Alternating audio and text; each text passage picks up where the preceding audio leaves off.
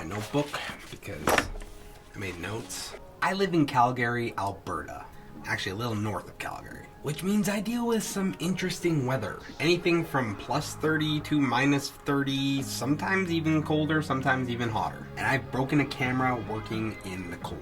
So I'm going to share some tips with you so that you don't have to go through the same thing that I had to go through. I was shooting with the EOS R at the time, and I was just going like straight camera warm in the car to outdoors, taking photos, going back into the car, really way too warm, and it's humid because there's all this melted snow, and back out into the dry cold, and back and forth, and it caused condensation to accumulate throughout the camera, and I ended up having to send the camera into Canon to get repaired. This eventually led to me buying another camera and joining the Canon CPS program because they give you free rentals when your camera's in repair, and honestly it's just worth the money because I can't go a day without my camera. I just can't. But yeah, and now I have the R5 and both cameras. I don't want this to happen again. So these are some things that I personally do to avoid this happening. I learned the hard way so that you don't have to.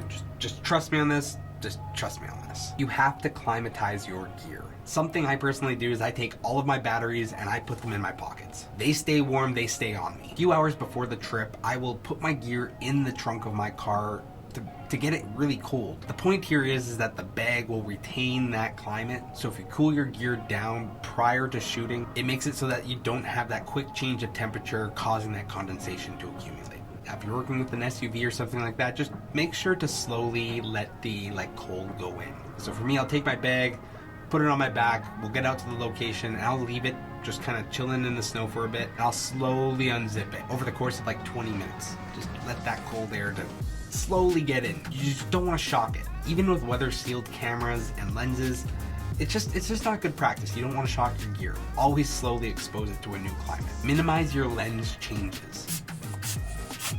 I saw some dust. Minimize how much you change your lens. Sometimes I take a second camera with me and I put the telescopic on one and the wide on the other. That way I'm not taking my lens on and off my camera all the time. Pick two lenses and that's what I'm shooting with that day. The other thing you can do is have one camera for outside, one camera for inside. If I'm doing video work where I'm going to be outside and inside, I would take one camera, climatize that to outside, the other camera to inside, and that's how I would do that. You can always use a rain cover as well to just kind of help. It helps protect from random moisture like snow, rain, stuff like that. These things are weather sealed, but they're not, like amazingly waterproof. Like they aren't meant to get soaking wet. So invest in like a weather cover or a rain cover if you're planning to shoot in like rough conditions. And then look at the gloves that you can remove fingers from, like either like individual fingers or like the mittens that you can do that, because you're gonna want to use your touchscreen at times.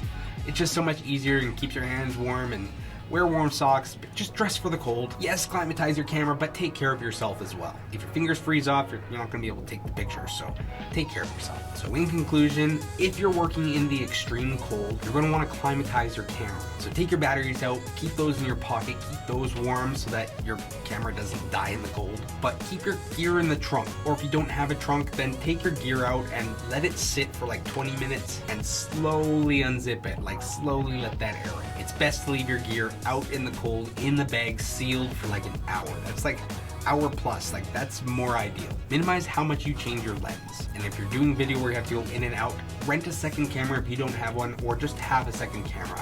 I honestly believe everybody should have 2 cameras if you're doing professional work. And use a rain cover. Hope you got something from this. If you like the video, make sure to engage, all that stuff. Find me on Instagram, find me on Twitter, and until next time, peace.